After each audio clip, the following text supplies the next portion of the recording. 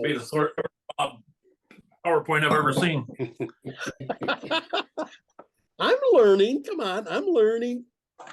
So just a real quick around the deal here. Your name, please. I think everybody's got their name in the Zoom thing. Real name. We got hacked in a previous meeting one time, and Lauren became my bouncer. I appreciate that, and he did a good job of cleaning up. But we found that when people were naughty, they don't come in with their names. So, real quick, just around the image here. Give me a one sentence of yourself, because I've met most of you in some way, shape, or form. But what do you got? Somebody go, Lauren. No.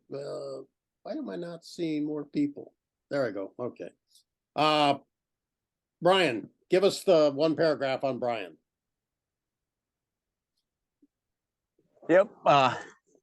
Row crop farmer and cattle feedlot operator, Northwest Ohio, farm 1,000 acres, have 1,000 cattle, basically. Gonna start rows this year.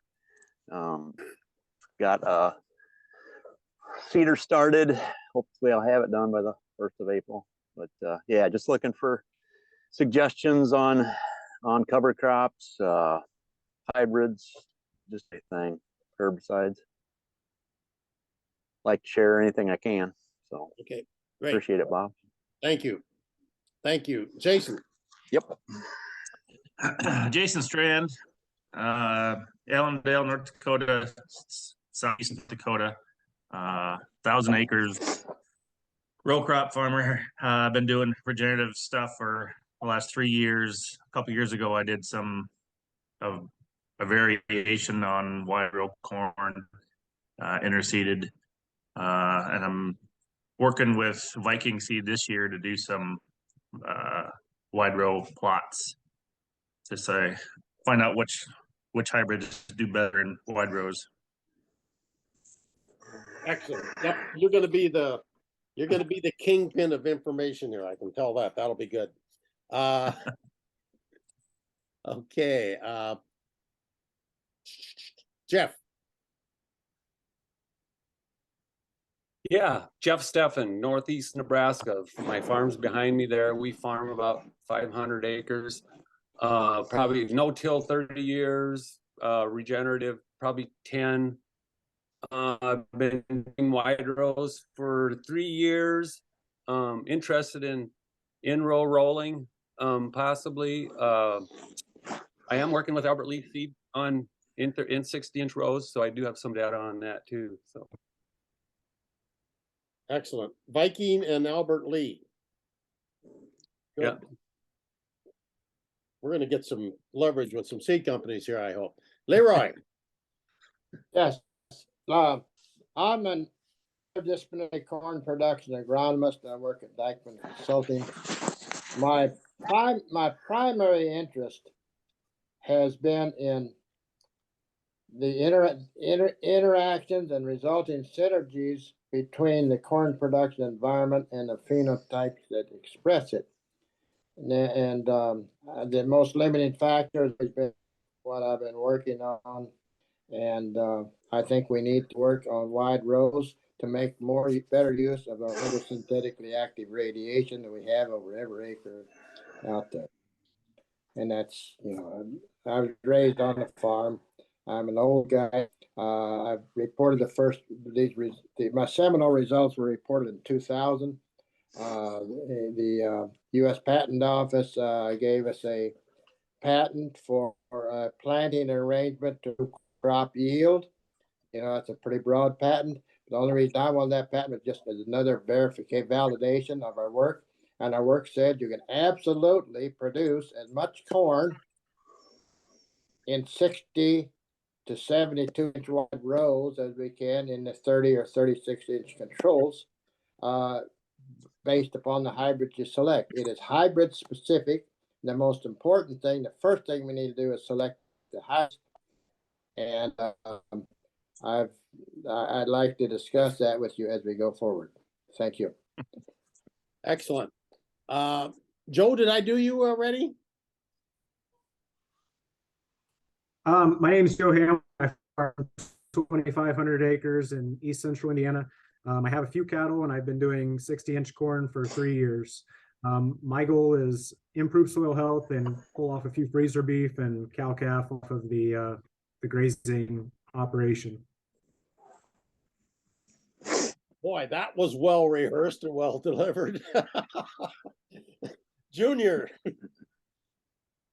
Yeah, farmer from Northeast Nebraska, not far from Jeff, but farm 270 acres, working on transitioning to organic. Did quite a bit of strip intercropping a couple of years ago, did a really big high plat, also by population, and varied the population on those outside rows. Also did a corn and soybeans planted together in 60-inch rows. The corn was in 60-inch rows.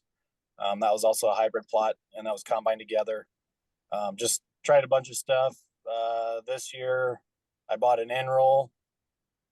If my cover crops come up this spring, like I'm hoping, I'm planning on also doing a hybrid plot with organic hybrids, because I don't think organic numbers, or there's probably not a lot of research behind organic hybrids and how they can handle that type of a practice. So Good, excellent. And I'm gonna refer to some of Junior's data a little later in the meeting, which was very, very useful. Zach. This was Zach Smith, Lake Mills, Iowa. I farm about 1,200 acres, corn and soybeans, and have been playing around with intercropping about a dozen years now. And but in the last couple of years, work that I've done with the stock cropper, I've really kind of wanted to dive more into it. Last year, we did 60-inch twins and 90-inch twins compared to 30s with 4 different hybrids and multiple planning populations in the twin row configuration, and going to do more of that work again this year. I bought a planter in December that putting back together this week to be set up to do various scenes, but we're going to focus on 72-inch twins, and then coming up with mixes to go in between and testing if that works out. Excellent. Yeah, that'll be good. Lauren. Oh, Lawrencetown, Northeast Iowa, helped you make a lot of your mistakes over the years, I guess, is probably my claim to fame. And did a lot of the early testing with you. Had some of the, that's where the value of the crop, water corn and stuff like that. And not afraid to push the boundaries. Yeah, I'll say that. Okay, did I miss anybody? I think we all got introduced, didn't can we? you hear me? Yeah, this is Reese Klug, Columbus, Nebraska. Oh, yep. Farm about 2,500 acres with my brother and my dad. We have a feedlot, and between all of us, about 300 cows. Did 16-inch corn and 20 and 20, and didn't do any last year. Ran out of time, I guess, and then we did some 30-foot of corn and 30-foot of beans for the last 5 years, and had pretty good luck with that. Just looking to learn, hoping to get some more grazing days. Yeah. Excellent. Thank you. Now, did I miss anybody else? Sorry about Reese. Reese is out on his ATV checking on the cows, so I guess the smartphone thing works here. Not to bore you, but I know one of you, I forgot already, is a tractor mechanic. A little bit of Bob trivia. 49 years ago today, the first product I ever worked on at John Deere went into production. So as a young 26-year-old engineer, I was part of a 4-man team, and I was by far the junior member. But John Deere is pretty conservative, and the product was a new, what was called the new steering system at that point in time. And and people were sweating bullets because at John Deere, it's really impolite when you kill customers. And so anything that involves steering, they really get nervous about. And as far as I know, no one has died because of that system. So it was a lot of fun.